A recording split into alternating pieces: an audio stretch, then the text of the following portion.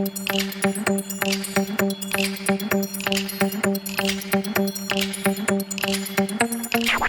the home offices of Ash and Flo, this is Unbillable Hours, a podcast about professional services marketing. Stick around to listen to our insights, tips, and best practices to improve your firm's marketing and even your career.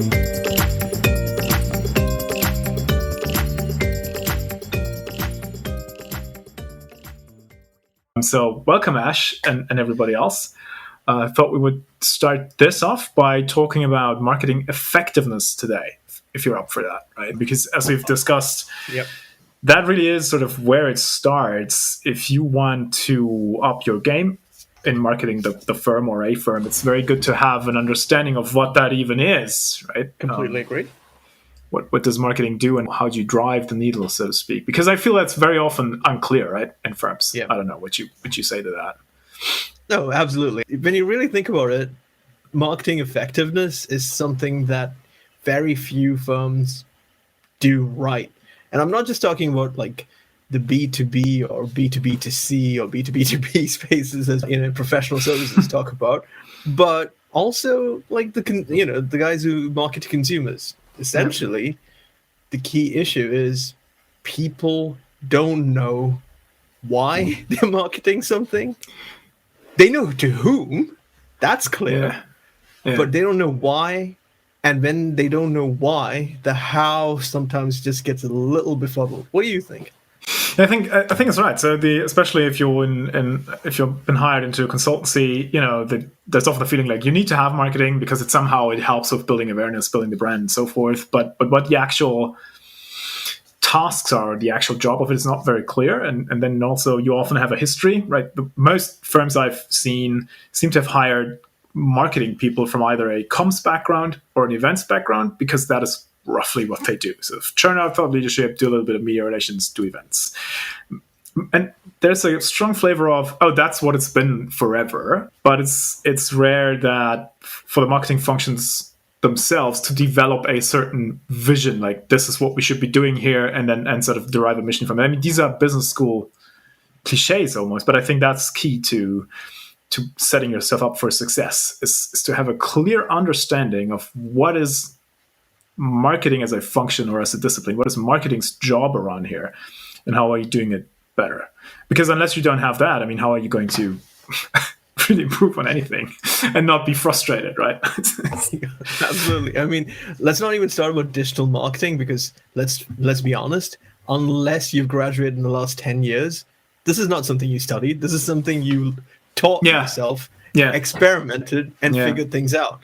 And there's always trial and error. I mean, literally in digital marketing, we even have A/B testing, which we should probably get into at some point, because we get to that. We'll get around to all the good stuff. Yeah. But I mean, on a very basic or fundamental level, what would you say is the job of marketing in a firm, and how do you do that effectively, like big picture?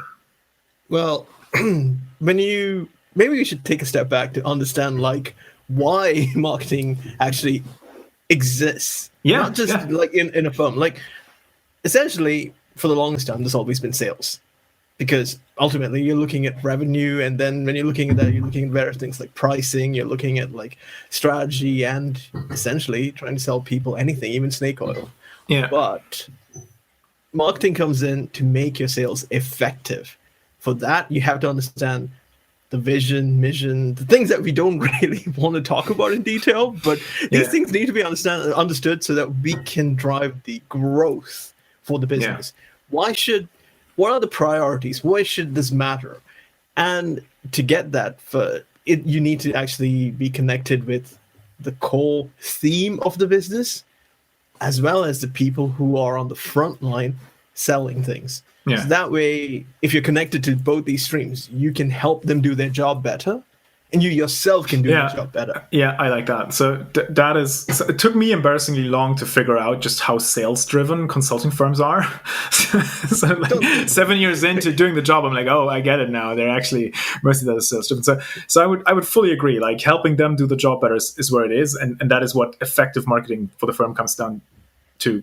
For me, at least, is you just try to scale what it is a partner or MD would do in a day-to-day business, and that is they build new relationships, and they build up trust in that relationship to the point where when the client is ready to tackle a problem, getting help to solve something, they come and talk to you. And I think marketing's job is just literally doing that at a large scale. So not to put too fine a point on it, but a series of LinkedIn posts, right, might reach 10,000, 50,000 people and start building relationships and building trust if they're done well over time. That's a much larger scale than a partner can do it by just hopping onto, 2 networking events, right, in the same amount of time. Yeah. So it's that thing.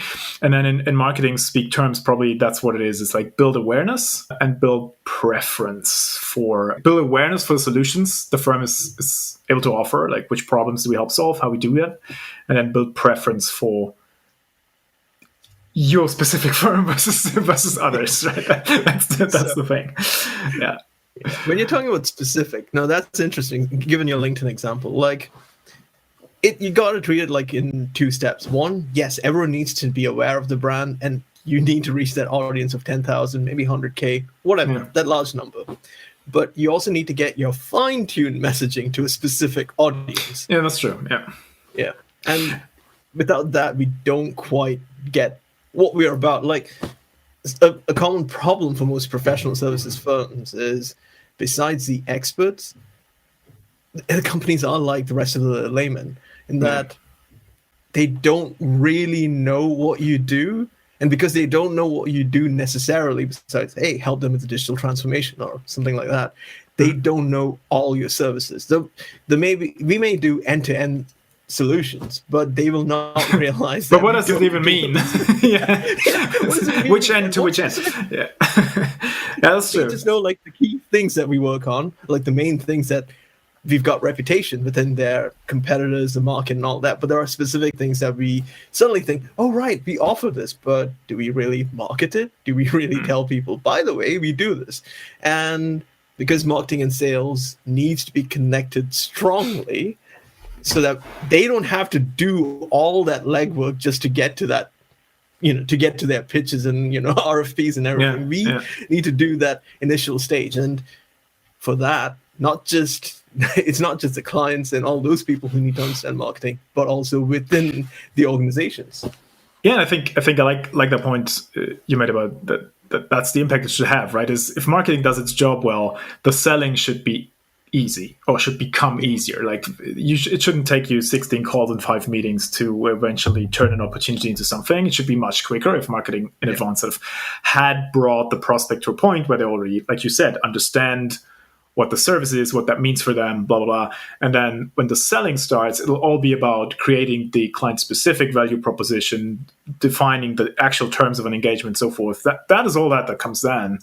But the rest should be done by marketing. And adding to that, I want to take us to the last point of the how would we improve that stuff, which I think is the next iteration there. But I want to make that one comment that to me, it's a long-term game also. That's sort of building awareness and building preference is a long-term game. Like I see so many, I get all these ads on LinkedIn myself. Like someone hits me with a carousel, and at the end I'm supposed to click a button to get a white paper so they can spam me, right? Mm-hmm. That is not necessarily marketing to me. That almost feels like sales. Put me through a squeeze phase and then call me for you. I get all this stuff from marketing agencies, right? Not management consulting. But my friends, maybe it's a hybrid between marketing and sales. Don't want to split hairs, but that's not necessarily what I'm talking about. I think effective marketing plays much, much more of the long-term, educating people, really building the awareness for the problem, right? Yep. And the solutions that exist, and then also build the preference so that when they finally figure out, shit, I need help with this, the firm is who they call, right? Yeah. We can get into the whole metrics and everything down the line. Yeah. But I did want to drop in the fact that when you said like sales and like the time for deals, maybe something that people could talk about is like time to deal. Like how long does it take them to get to the deal, and what marketing plays as a factor to reduce that time. And that could be something. I agree. That is that for me is one of the biggies, right? One of the big indicators will be, can you shave some weeks off the average sales lead cycle for a particular deal size or a group of deal sizes. But yeah, as you said, we could get back to that, the specifics of measurement and so forth in later episodes. But I mean, you've already nibbled away at the topics. Like when we agree that marketing's job is to build awareness, build preference, to help sales, right, and eventually impact revenue that way. How could you do that, like, effectively? Like, what could be specific things people could look at, after leaving us here in 2 minutes or 4 or 5 or whatever? Well, I think something that most people need to understand is, what's the difference between a customer and consumer? Yes, we'll get it to later, but these are things that you should be thinking about. Like, who's your consumer and who's your customer? Do you actually have both, or do you just have one? Because maybe what you're doing is just having a customer who needs to do something to the consumer. So you need to think about it that way and not mix the two. And there's plenty of little nuances like that. And when you speak about marketing effectiveness, the key thing here is you need to know how you're effective. And something that's key is connecting marketing and sales. And while doing that, you need to also understand what's your metric and what's your measurement. We'll get into that in detail because these are all huge topics, but these are things that you can just think about, because what is a metric and a measurement are completely different things, and you need to just focus on your metrics before you think about how you measure it. Let's get into that. And I mean, there's a whole history, right, about people just reporting those metrics which they happen to be able to measure, right? That's a joke in itself. But I like your point about the question of customer versus consumer. I think because that to me is a big point. Is just, can you be, if you want to be more effective, step one to me always is be more specific about who it is the firm is serving. Right. Yeah. And we've discussed this like multiple times. There's entire book chapters written about it, how consultancies by and large are not great at segmenting. Like if you tell me, we're selling this to the C-suite of automotive companies, that's not a segment. So for me, improving effectiveness for what it is you're doing is always work with the business to really find out who is the ideal client here, right? The SaaS companies do this all the time. They have these ICPs, the ideal customer profiles. Who's the ideal client, and what is it they are trying to do? That will be one big thing for me to improve effectiveness. Like only doing that will help you get so much better in stuff like targeting, messaging, of course, right? And then also, to your point, measurement, because I could suddenly look at what kind of relationships is marketing building. Are they a match to that profile we just described, or is it just like all outside of that? So you could get to a better point in that. So that would be my first one. Do you have another one to add on to that? Well, these two things are key. And the other thing is you need to look at how your marketing strategy is placed.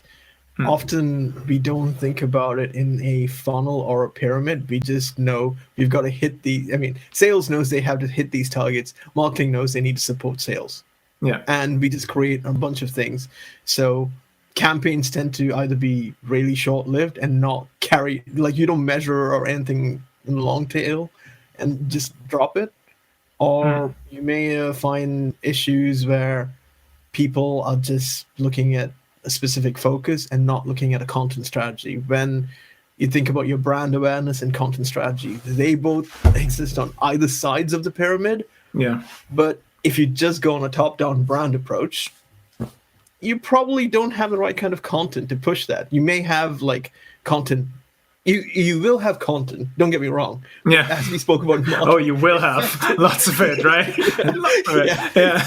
But marketing effectiveness is what we need. So you need to have your content strategy building upwards to whatever your big picture brand goal and aim is. And that is something that we definitely need to talk about, given the fact that both of us are going to content. I mean, that is really the big one for myself as well. I like the model you recently shared where you start with the ideal client and you build you call it, did you call it a content-led strategy? Right, that's what it was, right? So you absolutely have to figure out, so these are the people I want to talk to, and then I have to find out what content can I serve up to them that is actually helpful, and as it relates to the solutions I try to offer to them. I mean, sounds like it's almost like a cliche at this point, right? We've had so much content marketing noise in the space, but I find that a lot of consultancy messaging is still not super helpful in that sense, because there is thought leadership, there's insights driven stuff. This industry does it better than many others, but still to my earlier point, often not as specific as it could be.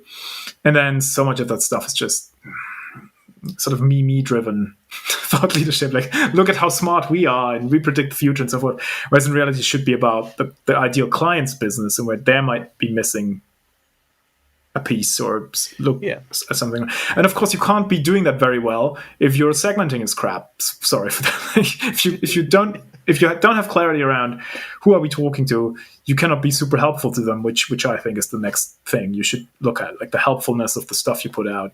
And no one cares for your, Gartner Quadrant placements or your Great Place to Work awards. I mean, I'm exaggerating to make a point, but that should not be the priority of your message, but the stuff should be helpful to the people you're trying to target. That's the second key. And that never seems to be helpful enough. Like, you can always keep on improving on that scale, I feel like. Oh, absolutely. Like, I mean, the things that you just talked about, like Great Place to Work and all that, that's important to attract talent. Agreed. We need that kind of content too, but ultimately we're trying to sell something. Attracting talent, while really important, can only come if we try to do our jobs better. Yeah. And the reason why brands, like brand and like content sit on opposite ends, and brand being top, content being the foundation, is that the brand sets what the company's perception is in the market. So the content needs to lead into that. And the brand message should be, what is this company? What's it trying to sell? Sometimes as you create your content, you realize, oh, my brand also does this. You can't just say, hey, I'm just going to sell fish alone, and then realize, hey, I've got like a lot of freezer space. I could probably be selling other kinds of meats and things like that, and probably doing that already. I'm not naming names, but there is a very famous company that literally started as a grocery store about 100 years ago, and now sells you consumer electronics. Yeah. So things like that happen. So content does influence your brand, and brand influences content. And so, picking up on what you said there around the being very sort of making clear what it is we offer, right? Being very client specific, being super helpful, but also leaving no doubt about what it is you will bring to the table or to a project. And I think that is something where consultancies, frankly, are very bad, right? So SaaS companies have this down. They can draw a table, right? To say, this is the package, these are the features, and that's the price. Consultancies, obviously, that's more difficult to do, but still, I think it could be much better, like the industry as a whole, in being clear about, how are we going to help you? Like, to your point, end-to-end solution, blah, blah. What does it even mean, right? What does it look like? How would it work in your business? And then, so that's the high level for me. So clarity in that sense, you can always improve. And then also clarity in, once I understood that, how can I buy it? Again, SaaS company, it's easy, right? Hit the button at the bottom. It says start the free trial. Yeah. On the average consultancy website, if there's anything, it's like this vague, passive-aggressive contact us button. It's like, there's no clear guidance in, look, if you're interested in this, schedule a listening session, and then we do this, and then you get a proposal. But there's no explanation to that end. So I feel there's lots of improvement could be done on that end, and being clear how you help and how people can buy a slice of that if they're interested. So that would be my third one, maybe. Do you, like, going along, do you have something else? Improving effectiveness? Oh, yeah. Like, you got to think of that as a funnel, like a demand generation kind of funnel if you want to improve effectiveness. Like, let's be honest, a lot of companies do not even have a contact us. The smaller they are, the more likely they will be contact us, talk to us. The bigger they are, it's like, hey, people already talk to us. Do we really need people to talk to us? Yeah. Let's make it harder. Let's make it harder to buy from us because we get so much nonsense inquiries, right? Yeah. Which is a function of them not being specific and clear enough. So that's, you're right. That's a good point. Yeah, there's too much crap coming down the funnel. That's true. Yeah. You just need like a really good funnel for your content. And you also need to think about connecting your marketing and sales funnels and cross-measuring them, because your metrics should not just be like, hey, I've done a bunch of great marketing things. Does it translate to sales? I don't really know. Have you spoken to sales? Yeah, I've given them all the things they need. Yeah, I forwarded all my PDFs to them to see what they do with it. Yeah, I get that. No, I mean that's true. Yeah, the funnel logic is good because I mean that obviously that probably goes even in before what I just said, because if you want to be very clear how to engage the firm and what to sort of make the first transaction, you have to have that defined, right?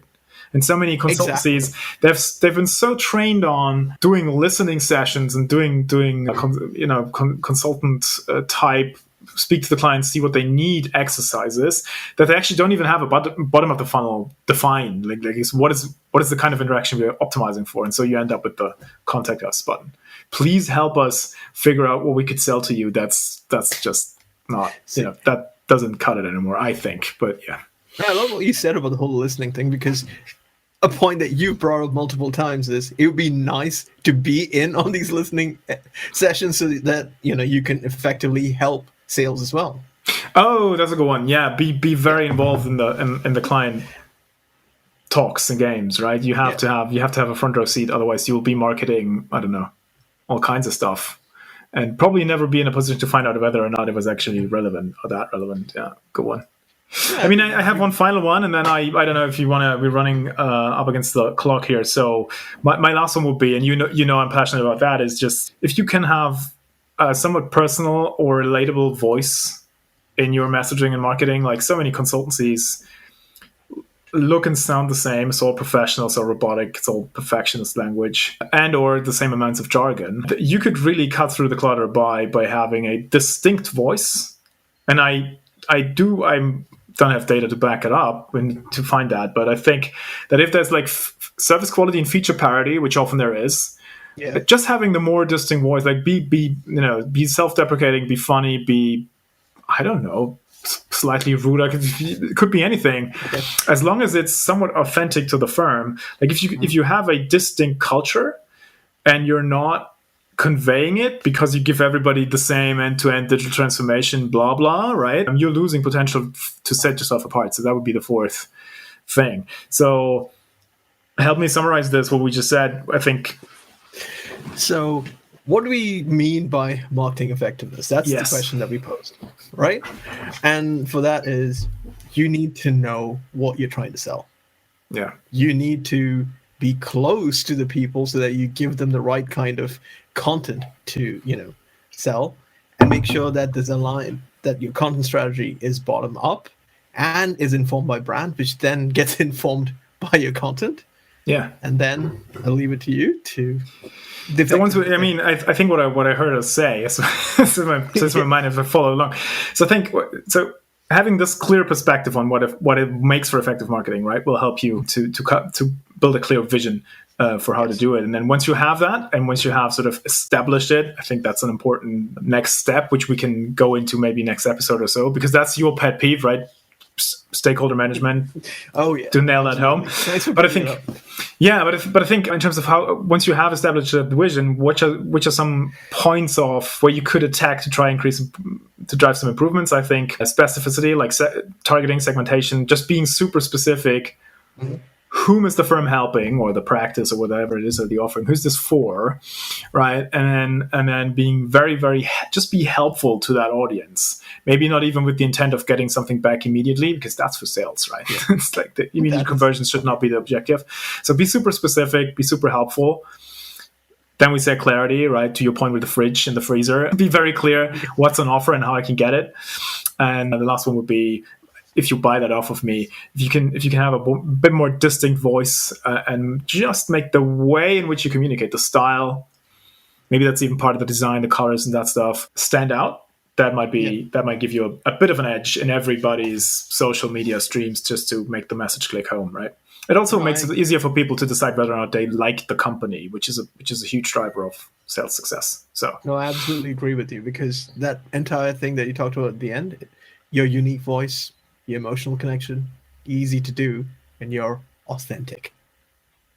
That's a perfect ending. Can you would you wrap us up? I mean, all right. That does it for episode number 1, I would say. Nice one. That's it. If you like us, keep watching. We'll have new stuff coming up every week. That's what we plan. And if you want us to talk about something specific, or something in general, just drop us a line and we will address it. Any questions, anything like that. So that's it from me. Thank you. I'll see you next week, and from me as well. And I think next week we promised something about stakeholder management, right? Did I hear myself say that? Yeah. Let's do that next. Let's do that next. All right, then. All right. Bye. Cheers. Thanks for listening to Unbillable Hours. If you want more, tune in next week. You know where to find us.